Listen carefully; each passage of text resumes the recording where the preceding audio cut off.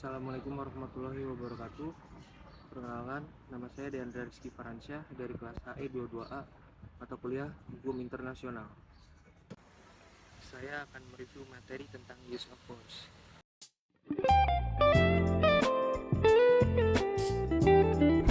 Jadi use of force itu bisa disebut juga sebagai penggunaan kekuatan dalam konteks hukum.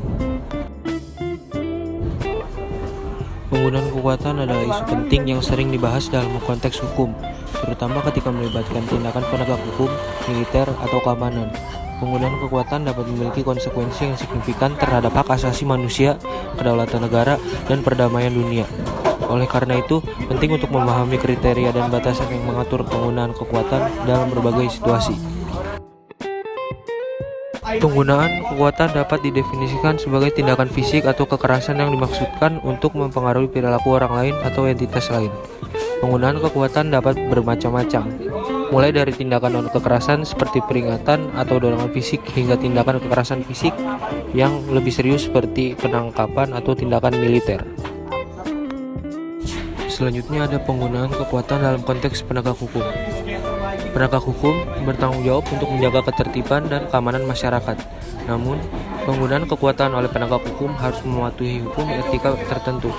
Beberapa prinsip utama yang mengatur penggunaan kekuatan dalam konteks penegak hukum ialah: yang pertama, legalitas. Penggunaan kekuatan harus sah secara hukum dan berlandaskan pada undang-undang dan peraturan yang berlaku. 2. Proporsionalitas. Kekuatan yang digunakan harus seimbang dengan ancaman yang dihadapi. Penegak hukum lainnya hanya boleh menggunakan kekuatan yang diperlukan untuk mengatasi situasi tersebut.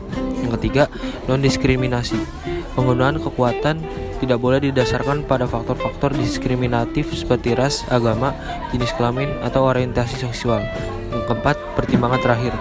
Penggunaan kekuatan seharusnya menjadi pilihan terakhir setelah upaya yang memadai untuk mengatasi situasi secara non-kekerasan yang telah gagal. Yang kelima, akuntabilitas. Penegak hukum harus bertanggung jawab atas tindakan mereka untuk pada mekanisme pengawasan independen. Berikutnya, penggunaan kekuatan dalam konteks militer.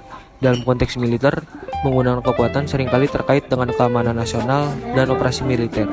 Hukum internasional mengatur penggunaan kekuatan oleh negara-negara dan angkatan bersenjata. Beberapa aspek yang relevan termasuk: yang pertama, serangan bersenjata. Penggunaan kekuatan militer harus sesuai dengan hukum perang internasional, terutama dalam hal serangan bersenjata dan tindakan militer lainnya. Yang kedua, intervensi kemanusiaan. Konsep intervensi kemanusiaan menimbulkan pertanyaan kompleks tentang penggunaan kekuatan untuk melindungi warga sipil dari kejahatan massal atau pelanggaran hak asasi manusia. Yang ketiga, terorisme. Upaya melawan terorisme melibatkan pertimbangan khusus tentang penggunaan kekuatan untuk mencegah atau merespons tindakan teroris.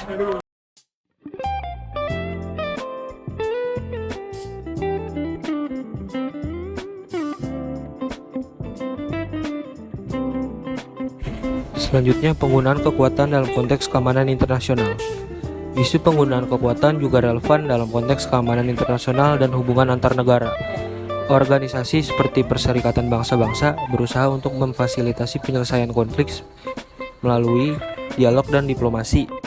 Namun ada situasi di mana penggunaan kekuatan menjadi pertimbangan terakhir. Contoh kontroversial penggunaan kekuatan. Beberapa contoh penggunaan kekuatan kontroversial termasuk: yang pertama, demonstrasi dan unjuk rasa yang berakhir dengan kekerasan oleh penegak hukum. Yang kedua, intervensi militer di negara lain atas dasar intervensi kemanusiaan atau alasan politik lainnya. Yang ketiga, serangan militer yang menargetkan warga sipil atau infrastruktur penting. Berikut adalah penjelasan saya tentang materi use of force. Ya, kesimpulannya adalah penggunaan kekuatan dalam konteks hukum adalah isu yang penting dan kompleks. Prinsip-prinsip legalitas, proporsionalitas, non-diskriminasi, pertimbangan terakhir, dan akuntabilitas harus dijunjung tinggi oleh semua pihak yang terlibat. Peran hukum internasional, hukum nasional, dan lembaga pengawasan independen sangat penting untuk memastikan bahwa penggunaan kekuatan dilakukan dengan bijaksana, sesuai hukum, dan menjaga hak asasi manusia serta perdamaian dunia.